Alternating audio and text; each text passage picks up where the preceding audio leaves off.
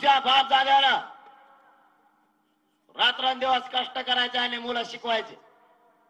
एकदा विचारून बघा, ज्याचा लेकरू 1% ओकला त्या आई बापाला एकदा विचारून बघा, त्या लेकराचं पूर्ण आयुष्य आणि भविष्य दोन्ही उद्ध्वस्त झालेलं आहे.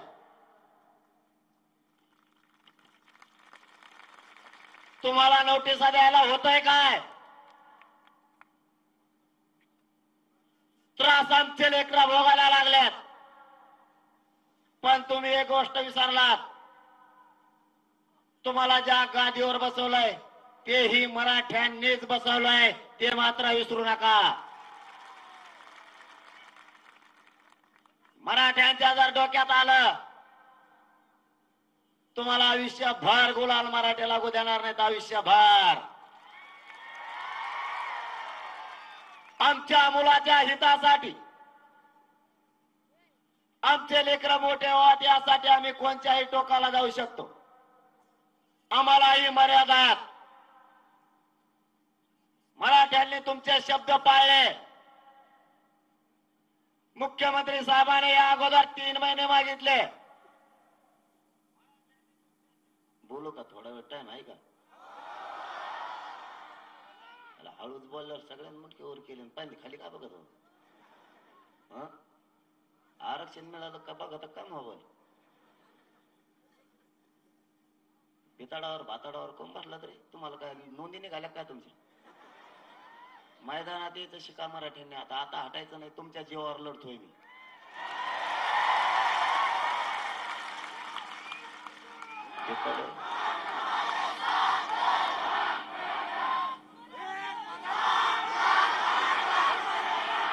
काय नाही, ते सावलीत धरली हो, लिंबाचे आंब्याचे झाड.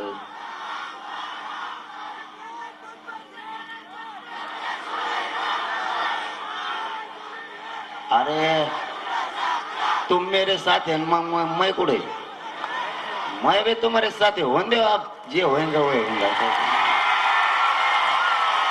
मैं भी साथच है ना. मैं मा घरातच नसतो. मी तर सगळ्यात पुढे. तुम्ही टेन्शनच घेऊ नका. फक्त तुमची शक्ती कमी होऊन देऊ नका. या आरक्षणच कसे देत नाही तेच बघता.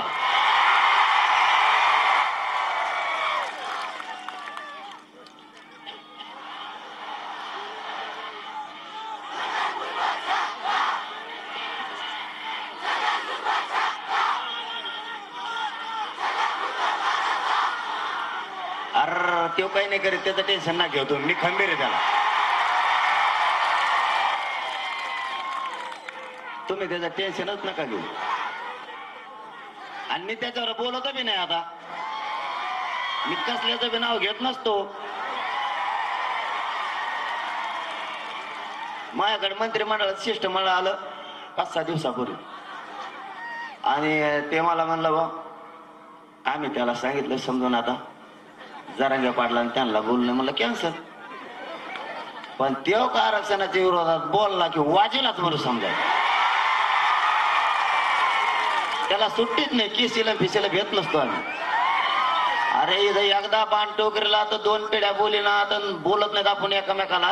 आणि त्या नोटिशीला कोण काय करणार आहे आता? खरं सांगा बरं, तुम्ही नोटिशीला घाबरणार आहेत का? हात वर करून नाही. अरे मग तुम्ही आरक्षण घातल्याशिवाय राहत नाहीत. आता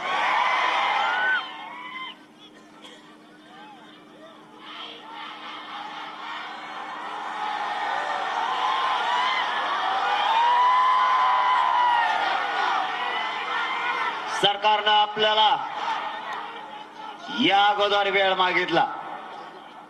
बांधवांना तुम्हाला माहिती असावं म्हणून सांगतोय, कारण हा लढा अंतिम टप्प्यात आहे. आरक्षण समजून घ्या. ज्यांनी ज्यांनी आरक्षण समजून घेतलं ते आरक्षणात गेले आणि नोकऱ्याला सुद्धा लागले. आता तरी सावध व्हा, बेसावध राहू नका.